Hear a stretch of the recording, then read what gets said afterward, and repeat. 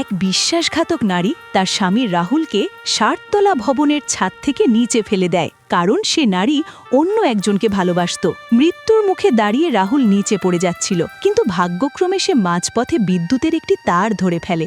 যন্ত্রণা এবং আতঙ্কে তার চিৎকার পুরো শহরে ছড়িয়ে পড়ে। ঠিক সেই সময় নিচে মনিকা নামের এক মেয়ে চা খাচ্ছিল। হঠাৎ রাহুলের চিৎকার শুনে সে চমকে ওঠে এবং চা ফেলে দৌড়ে আসে। ওপরে তাকিয়ে রাহুলের ওই ভয়াবহ অবস্থা দেখে মনিকা স্তব্ধ হয়ে যায়। এক মুহূর্ত দেরি না করে সে হেলিকপ্টারের লোককে ফোন করে। কয়েক মিনিটের মধ্যে হেলিকপ্টার আসে এবং মনিকা নিজের জীবনের পরোয়া না করে একটি দড়ির সাহায্যে হেলিকপ্টার থেকে নিচে ঝাঁপ দেয়। প্রচণ্ড বাতাস আর উচ্চতার ভয় উপেক্ষা করে সে রাহুলকে শক্ত করে জাপটে ধরে। হেলিকপ্টারটি তাদের দুজনকে নিরাপদে ওপরে টেনে তোলে এবং মনিকা পুলিশকে পুলিশ এসে বিশ্বাসঘাতক নারীকে ধরে নিয়ে যায়। রাহুল মনিকাকে কৃতজ্ঞতা জানায়, কিন্তু এত বড় সাহসী কাজ করার পরও মনিকার খুব মন খারাপ, কারণ সে ভাবছে আপনারা এখনো এই ভিডিওটিতে লাইক দেননি। কিন্তু আমার কষ্ট একটাই, তোমরা লাইক কমেন্ট শেয়ার করো না। আমাকে ভালোবাসলে ভিডিওটি শেয়ার করো।